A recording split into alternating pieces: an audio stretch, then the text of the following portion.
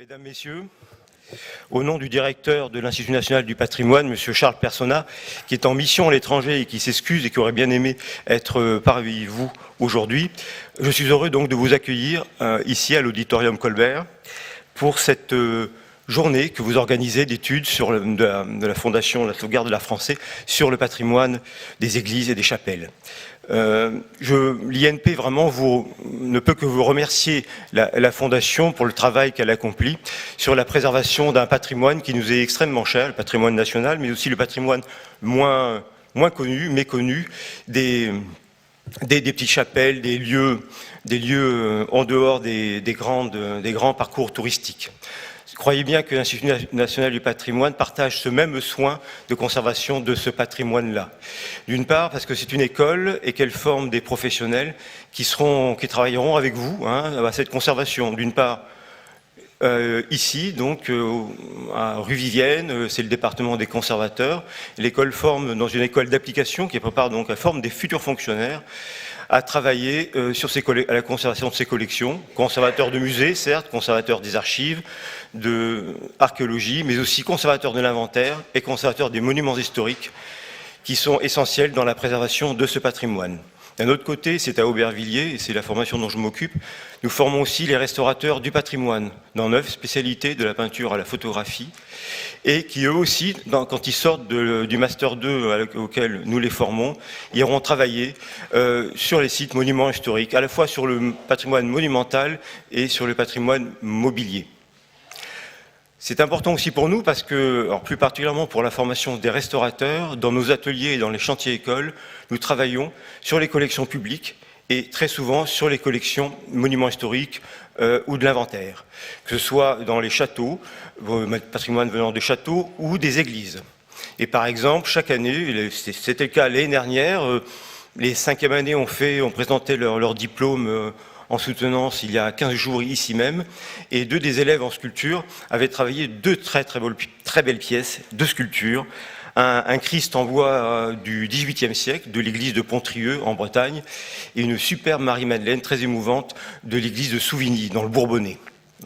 Et donc, pendant toute l'année, des objets viennent de chez nous pour être restaurés dans les ateliers. L'autre aspect aussi, c'est le chantier école, c'est-à-dire que les élèves se déplacent in situ, château ou église, pour restaurer du monumental. Voilà. Donc, je dirais aussi que le travail sur les monuments historiques, que ce soit monumental ou objet mobilier, est pour nous un axe de développement de l'enseignement. Disons que les élèves sont particulièrement formés à la restauration des objets de musée, de manière un peu plus marginale jusqu'à présent, pour la restauration des objets monuments historiques.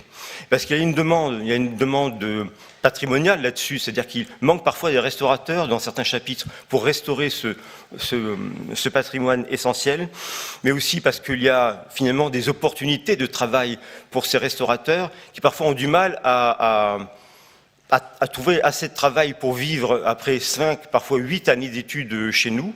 On les forme au niveau universitaire, ce sont à la fois des gens qui sont des praticiens, qui ont une habileté manuelle, mais aussi sont des scientifiques et des gens qui sont au fait des sciences humaines, parce qu'il y a un peu des historiens d'art et des historiens de l'archéologie. Donc d'ailleurs, je signale que vous pouvez avoir, si vous avez du patrimoine à restaurer, vous avez là un vivier de professionnels vraiment remarquables. Vous pouvez regarder les annuaires des fédérations professionnelles de restaurateurs et vous trouverez des contacts pour ces gens-là. Pour finir, je dirais que l'INP souhaite continuer le travail que les élèves conservateurs et restaurateurs avaient fait dans le cadre du plus grand musée de France. Ils avaient travaillé à l'élaboration des dossiers pour cette grande opération chaque année, et j'espère qu'il y a eu quelques ralentissements dus entre autres à l'épidémie. Je souhaite que cela continue. Voilà, je vous remercie et je vous souhaite une belle journée d'études.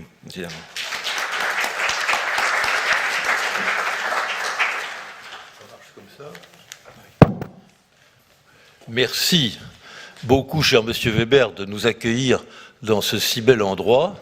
Et merci également de transmettre nos remerciements à Charles Personnat. Nous avons l'habitude de travailler ensemble et je crois que nous allons nous retrouver dans quelques jours avec monsieur Personnat et vous-même pour voir un programme de travail entre la sauvegarde et l'INP, ce dont nous réjouissons d'avance. Puisque je suis dans les remerciements, je voudrais remercier toutes les personnes présentes d'être venues à ce colloque, à cette rencontre, et bien entendu, au premier chef, Monsieur Mouton et Madame Caude, qui ont tout organisé pour en faire l'intérêt. Également, j'en parlerai tout à l'heure, je passerai la parole à Madame Gouzy et à Monsieur Legnaud et à Monsieur de Sagazan, ici présents. Quelques mots rapides pour dire ceci. À l'époque, au siècle où mes grands-parents sont nés, c'est-à-dire il y a longtemps et pas si longtemps, et dans tous les siècles précédents, le patrimoine se découvrait au rythme de la voiture à cheval. C'est-à-dire qu'on avait le temps d'aller dire de vraiment découvrir les choses et de les goûter. D'ailleurs également au cours des longues étapes que procuraient ces voyages. Avec l'automobile, au voyage a succédé le tourisme. Et avec le tourisme, la vitesse. Ou la vitesse avec le tourisme, dans le sens que vous voudrez. Le résultat, c'est qu'il a fallu apprendre à faire la France en 8 jours, la Provence en 2 jours, la Bourgogne en 3, etc. Ce qui a donné naissance, je pense, au guide Michelin, qui lui nous dit 3 étoiles vaut le voyage, 2 étoiles méritent le détour, 1 étoile mérite que vous leviez les yeux et même peut-être que vous arrêtiez la voiture un instant. C'est une autre forme, une autre façon de goûter le tourisme qui, je crois, est en train de changer parce qu'il semblerait que nos contemporains commencent à reprendre le goût de s'arrêter et en s'arrêtant de découvrir autre chose que les bâtiments qui ont 3 étoiles ou 2 étoiles. Ça ne les empêche pas de les regarder, bien au contraire, mais de voir tout ce qu'il y a autour et de découvrir des merveilles qu'ils ne soupçonnaient pas et qui méritent leur attention. Je veux dire que parallèlement au guide Michelin, le système mis en place par l'administration des Beaux-Arts, dont s'honore la France, qui est celle du classement et de l'inscription, est tout à fait remarquable pour aider à préserver effectivement les éléments les plus remarquables de notre patrimoine et de notre environnement, mais il y en a d'autres éléments qui mériteraient d'accéder à cet honneur, et c'est souvent un rôle de la sauvegarde, n'est-ce pas, de faire connaître ces bâtiments, et en attendant de les faire connaître, de les préserver. Voilà le thème de la discussion d'aujourd'hui. Qui se fait à l'occasion de notre centenaire. À l'occasion de notre centenaire également, il va y avoir encore 2 autres rencontres. Une à la Sorbonne, organisée par Madame Gouzy, qui va vous en parler tout de suite après moi, et que je remercie d'être là. Et ensuite, une autre au Sénat, pour clore ces trois rencontres, qui sera présidée par Monsieur Legnaud, avec Monsieur de Sagazan ici présent, qui vont vous en parler. Voilà, écoutez, je vous remercie, et je laisse la parole à Madame Gouzy.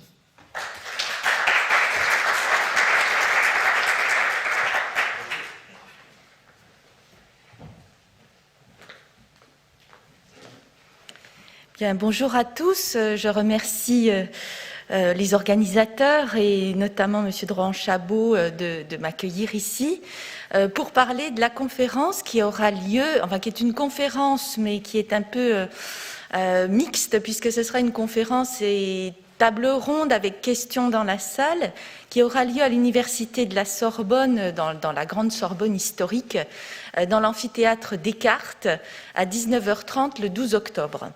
Alors c'est une réunion qui bien sûr a été organisée en l'honneur de la sauvegarde de l'art français et de son centenaire, puisque la Sorbonne a un partenariat depuis quelques années maintenant pour le programme du plus grand musée de France, mais c'est aussi un partenariat qui va montrer ce que fait l'université de la Sorbonne, qui s'appelle maintenant Sorbonne Université, pour ceux qui n'auraient pas suivi les rassemblements divers et variés, c'est l'ancienne Paris 4, mais qui n'existe plus. Je vais vous expliquer en 2 minutes pourquoi.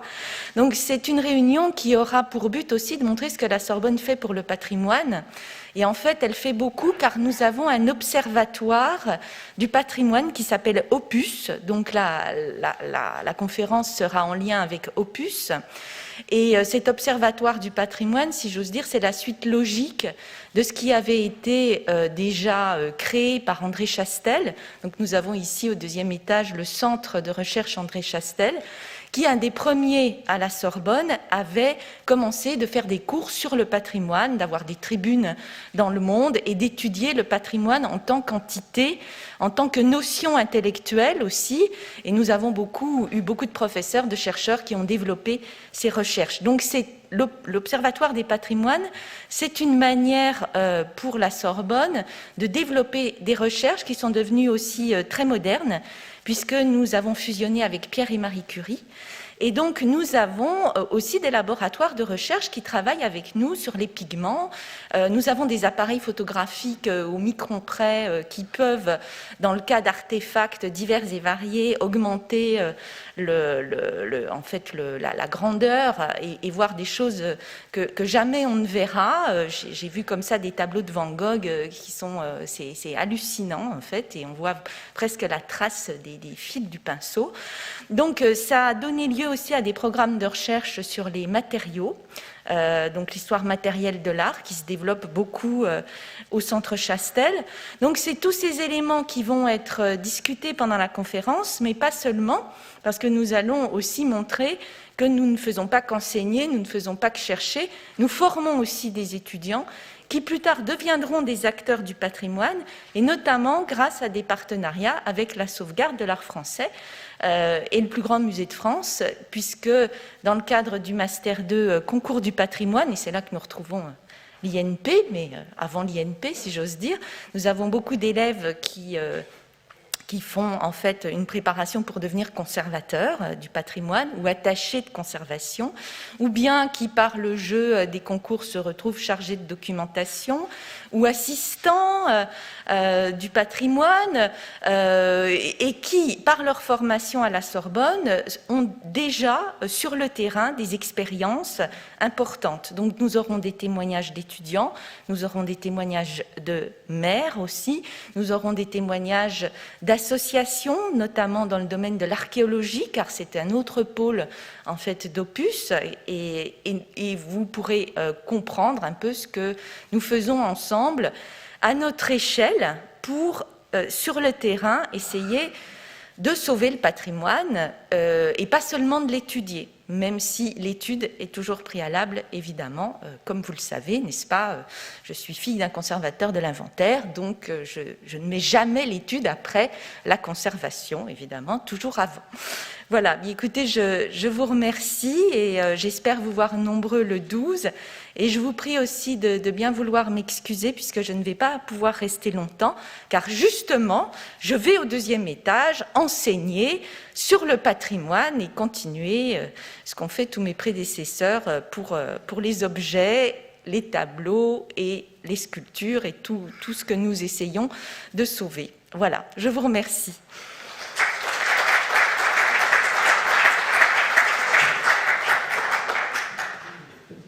Monsieur le Président, chers amis, d'abord je voudrais commencer par un petit mot personnel pour dire combien je suis heureux de cette conjonction d'efforts entre l'Institut national du patrimoine et la sauvegarde, puisque j'ai encore la mission de présider le conseil scientifique de l'Institut national du patrimoine, conseil scientifique qui regroupe à la fois les futurs conservateurs et les futurs restaurateurs. C'est un lieu de dialogue entre les deux formations qui est assez rare en France, il faut bien le dire.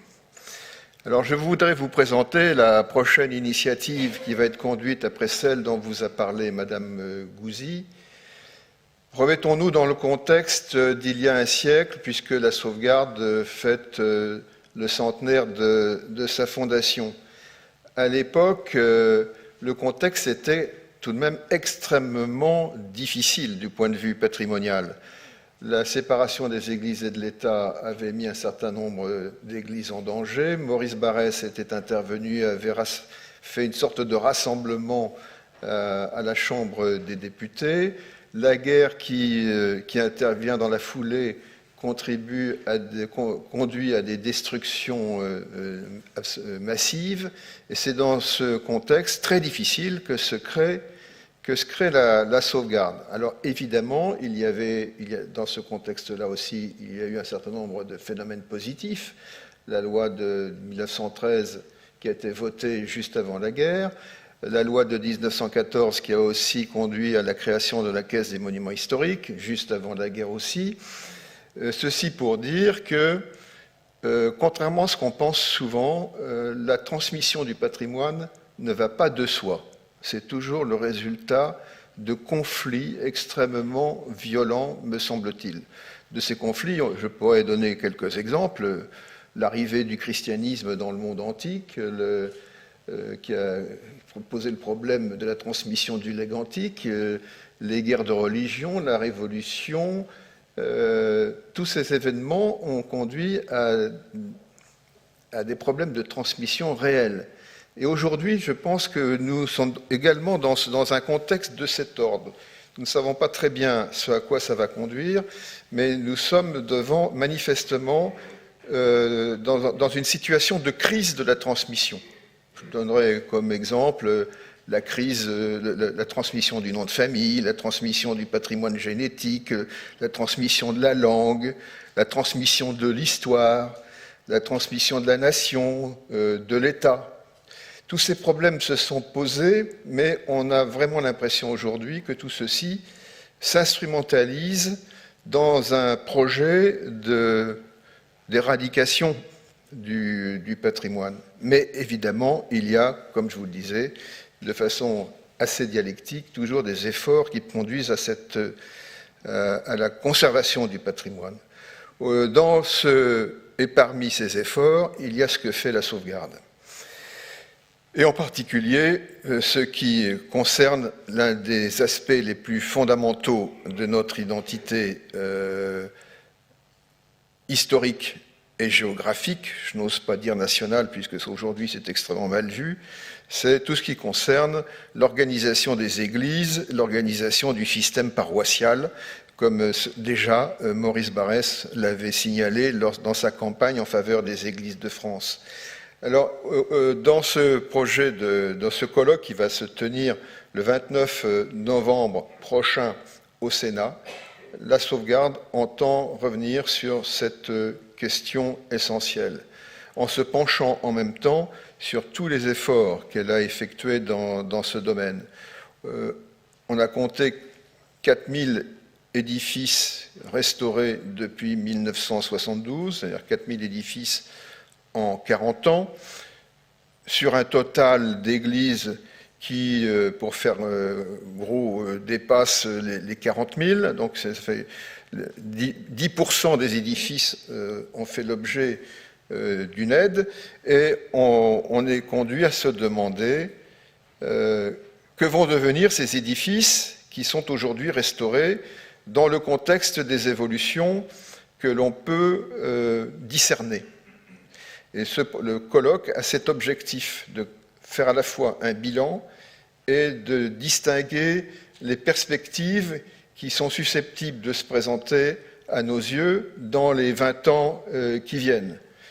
Parmi celles-ci, évidemment, en premier chef, la situation de la ruralité, puisqu'il s'agit d'églises rurales. La situation de la ruralité, elle est sous l'influence de toute une série de facteurs.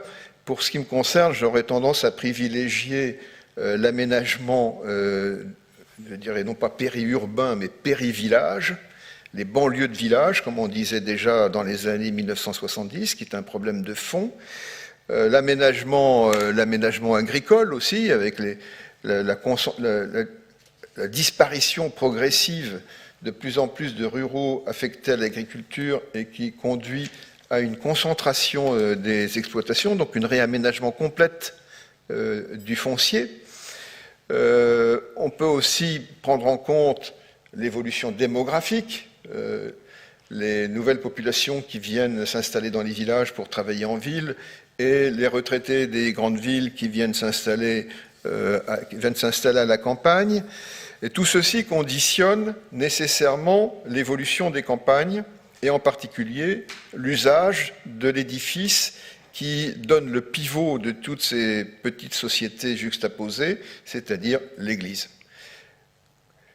L'évolution de l'usage religieux est dépendant partiellement de tous ces facteurs, et d'autres aussi que j'ai oubliés ou je n'ai pas cités.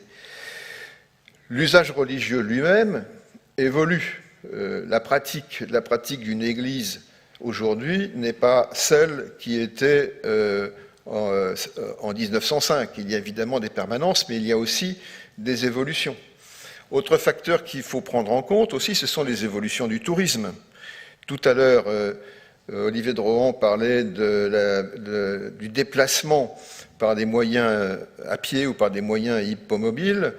Les études qui ont été faites sur le tourisme au XXe siècle montrent combien, effectivement, l'automobile a modifié considérablement le regard que l'on a pu porter sur les édifices.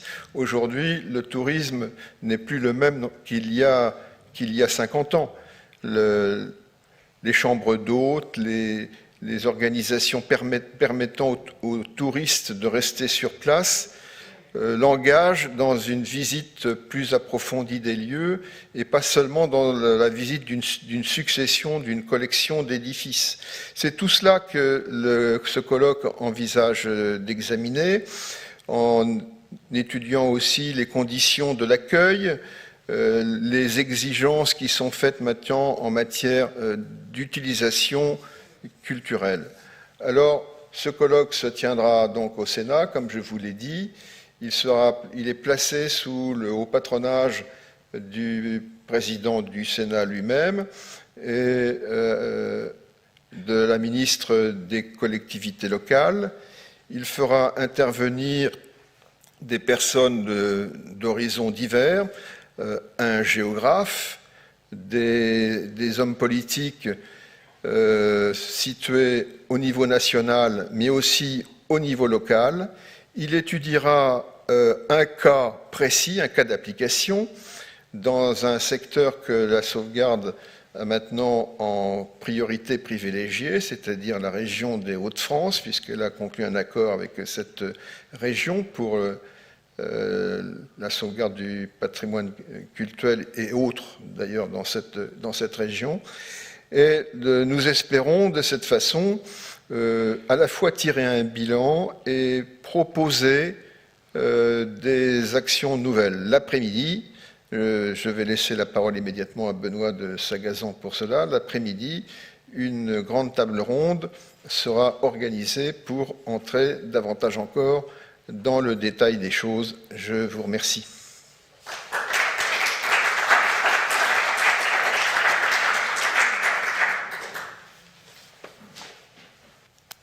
J'ai ôté mon masque, parce qu'on m'a appris avec l'arrivée des téléphones mobiles qu'il ne fallait pas prendre les appels masqués. Alors, je voudrais que vous m'entendiez, que vous ne filtriez pas trop ce que j'ai envie de vous dire. En tout cas, un grand merci à la sauvegarde de l'art français et Olivier Drouhan-Chabot de m'avoir invité à participer à ce centenaire, qui est un grand événement. Moi, ça fait juste à peine, je crois que j'ai calculé vite fait, j'ai peut-être 15 ans de compagnonnage avec la sauvegarde de l'art français. On commence à se connaître un petit peu et à travailler ensemble et avoir des projets communs, c'est ce qui m'enchante moi personnellement. Alors, je vais me présenter en quelques mots, non pas pour me mettre en avant, mais pour vous expliquer un peu le chemin qui est le mien, qui est le chemin d'une réflexion sur l'avenir de ce patrimoine religieux. Et comme le disait Jean-Michel Legnaud à un instant aussi, c'est quel avenir voulons-nous donner ou pouvons-nous donner à ces églises qui ne sont plus assez vivantes ou qui sont plus assez usitées par le culte tel qu'on l'entend traditionnellement. Donc je dirige l'Institut Pèlerin du Patrimoine. C'est un institut qui a eu la bonne idée de se créer à la veille de la pandémie. ce qui ne m'a pas laissé au chômage, je vous rassure, mais qui nous a permis de réfléchir et de nous mettre en chambre. Mais surtout, c'est le fruit d'un travail que je fais depuis 20 ans autour de l'avenir de ce patrimoine religieux. Je suis journaliste de métier et j'ai accompagné pendant 30 ans le Grand Prix Pèlerin du patrimoine, prix auquel d'ailleurs est étroitement associée la sauvegarde de l'art français. Et c'est en rencontrant ces personnes qui déposent des dossiers pour restaurer leur église que j'ai compris beaucoup de choses, en fait. De ce compagnonnage m'est apparue très vite l'idée qu'il ne suffisait pas de dénoncer l'état du patrimoine religieux, mais qu'il fallait trouver des solutions.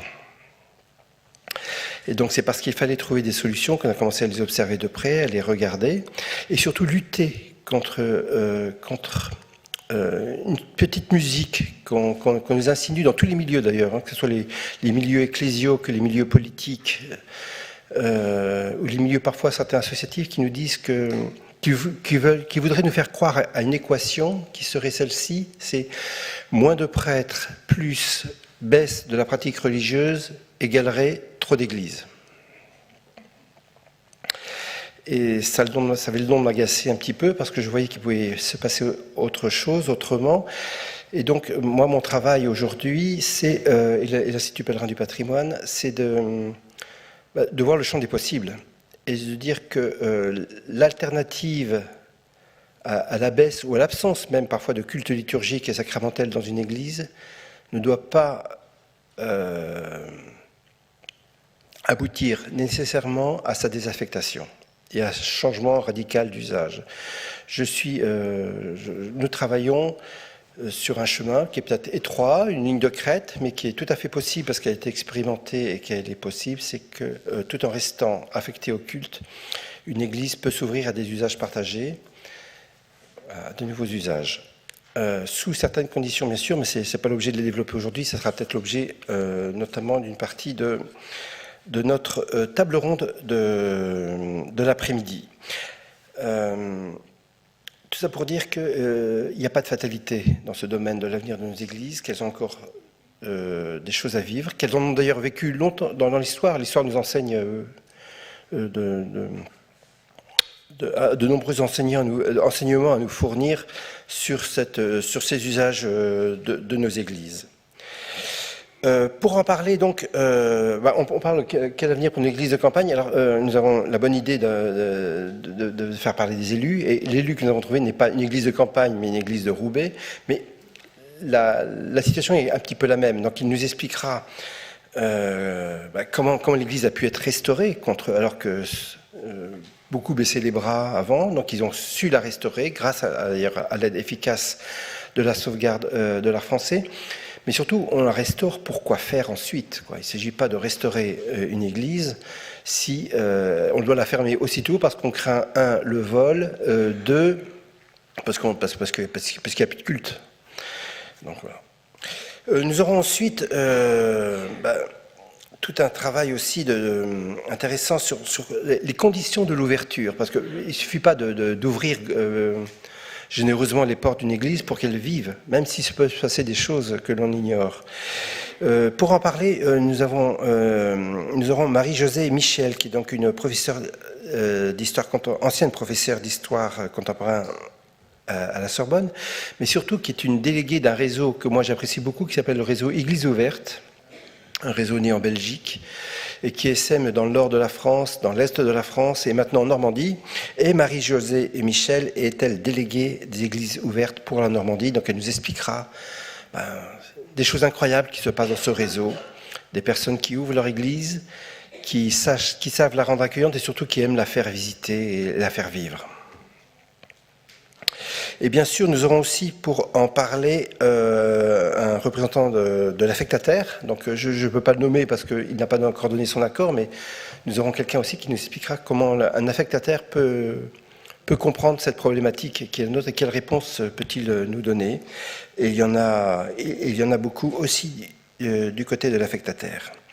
Alors, pour introduire cette table ronde, j'interviendrai moi sur ce que je sais, ce que j'ai appris de ce travail sur les usages partagés notamment et sur l'avenir de ce patrimoine religieux. Je vous suis certain, je peux vous le dire droit dans les yeux, qu'il y a un avenir pour ce patrimoine religieux et qu'il n'y a pas de fatalité et que ce ne sont pas les événements qui vont nous dicter ce qu'on devrait en faire, mais c'est notre volonté qui fera ce que nous en ferons. Notre volonté collective, parce que c'est notre responsabilité à tous. Et pour introduire aussi ce débat, nous ferons appel à un sociologue, qui est Yann Raison-Ducléziou. C'est un sociologue avec qui, moi, nous travaillons, même mon groupe, le groupe Bayard Presse, travaille beaucoup. C'est un sociologue qui a renouvelé la sociologie religieuse dans notre pays, en travaillant non plus, en quittant... C'est que la sociologie religieuse a longtemps été marquée par les travaux ce qu'on appelle les travaux de Shannon Boulard, qui nous apprenait à distinguer le monde catholique entre les pratiquants occasionnels et les non-pratiquants. Voilà. Donc c'était le critère d'assiduité à la messe qui crée des familles. Lui a renouvelé un petit peu cette pensée. Et vous savez qu'il y a encore un sondage récemment, et je terminerai là, qui nous dit qu'un Français sur 2 croit en Dieu. Grosso modo, c'est ce qu'on nous dit. Lui, il est interrogé, il est allé rencontrer ceux qui croient en Dieu, ceux qui se disent catholiques encore et qui se disent même catholiques engagés. Et on s'aperçoit que dans une grande population de catholiques engagés, une grande partie ne pratique pas les cultes. Ou ils y vont que pour les grandes étapes de la vie ou des moments festifs, Noël, Pâques, mais avec une absence de... Et dans cette population... on verra qu'il y a beaucoup de personnes qui sont attachées à leur patrimoine religieux. Et je pense qu'il vous le dira mieux que moi. Et il y a des ponts à créer, un travail fantastique à opérer avec... Et surtout, voilà, il n'y a pas de quoi désespérer, surtout. Merci, je voulais en terminer là. Donc cette table ronde, je pense qu'elle apportera des solutions. Elle sera au plus près possible du terrain.